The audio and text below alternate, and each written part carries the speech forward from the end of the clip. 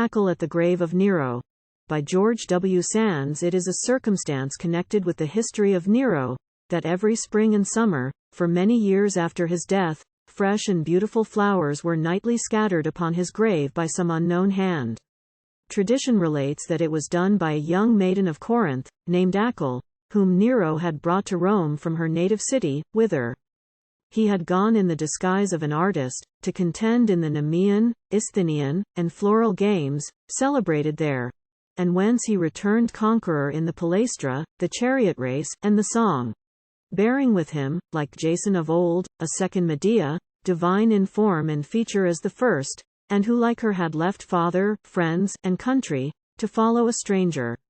Even the worse than savage barbarity of this sanguinary tyrant had not cut him off from all human affection, and those flowers were doubtless the tribute of that young girl's holy and enduring love. Whose name is on yon lettered stone? Whose ashes rest beneath, that thus you come with flowers to deck the mournful home of death, and thou, why darken so thy brow with grief's untimely gloom? Thou art fitter for a bride than for a watcher by the tomb. It is the name of one whose deeds made men grow pale with fear, and Nero's, stranger, is the dust that lies sepulchred here. That name may be a word of harsh and boding sound to thee, but oh, it has a more than mortal melody for me. And my heart has grown to age in girlhood's fleeting years, and has one only task, to bathe its buried love in tears. The all of life that yet remains to me is but its breath. Then tell me, is it meet that I should seek the bridal wreath?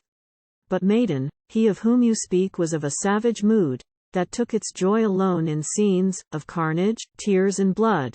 His dark, wild spirit bore the stain of crime's most loathsome hue, and love is for the high of soul, the gentle and the true.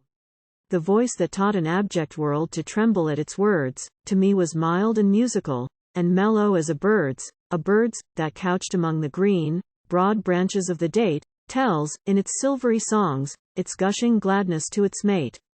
I saw him, first beside the sea, near to Ray father's home, when like an ocean deity he bounded from the foam.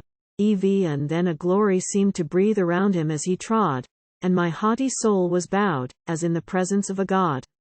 I knew not, till my heart was his, the darkness of his own, nor dreamed that he who knelt to me was master of a throne. And when the fearful knowledge came, its coming was in vain. I had forsaken all for him, and would do so again. Is love the offspring of the will? Or is it, like a flower, so frail that it may fade and be forgotten in an hour? No, no, it springs unbidden where the heart's deep fountains play, and cherished by their hallowed dew, it cannot pass away.